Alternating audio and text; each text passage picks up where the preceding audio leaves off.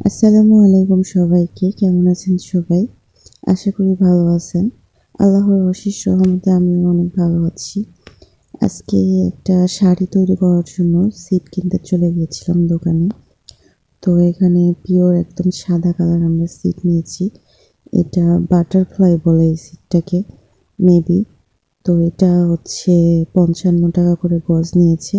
আমি ৭ গজ নিয়েছি। এখন শাড়ির সাথে ম্যাচিং করে লেস কিনতে চলে গেলাম। তো আমাদের আল্লাহর বাজারে এটাই শুধু একমাত্র একটা লেচের দোকান। এখানে সব ধরনের লেস পাওয়া যায়। তাছাড়া অনেক কিছুই পাওয়া যায় এখানে। আপাতত আমরা লেস নেওয়ার জন্য গিয়েছিলাম শাড়িতে লাগাবো বলে। তো আমরা ২ ধরনের লেস নিয়েছি। আঁচলে দেওয়ার জন্য একটু মোটা সাদা কালার হচ্ছে লেস নিয়েছিলাম। আর ২ সাইডে দেওয়ার জন্য আমরা একটু চিকন লেস নিয়েছি।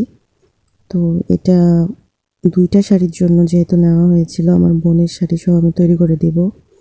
তো সেই জন্য এটা ২০ গজ নিয়েছিলাম। তো এই তো মাপতে মাপতে দেখছি একটা বিড়াল এই দিক দিয়ে চলে যাচ্ছে, দুষ্টামি করছিল। তো দোকানে আরও মানুষজন ছিল। এই যে অনেক কিছুই আছে এখানে। এত কিছু বলতে পারছি না, দেখেন কী কী আছে। এই যে ইনারাও এখানে কেনাকাটা করছিল। এখানে ইনি অন্য এক ধরনের লেস মাপছিলেন, যেগুলো আরও একটু দামি ছিল।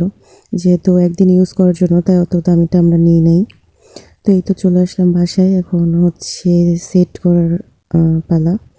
তো মেশিনে দিয়ে আমি এটা হচ্ছে শাড়ির সাথে সুন্দর করে লাগাচ্ছিলাম।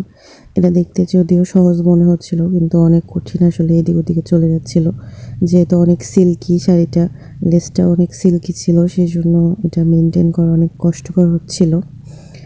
তারপরেও করতে হবে, যাই হোক। ও আচ্ছা, আর একটা কথা বলি, এই মেশিনটা হচ্ছে আমার মায়ের ২২ বছর পুরনো একটা মেশিন, যেটাতে আমার মা অনেক আগে থেকে কাজ করতো, এখন অবশ্য করে না। আমি টুকটাক কাজ করি।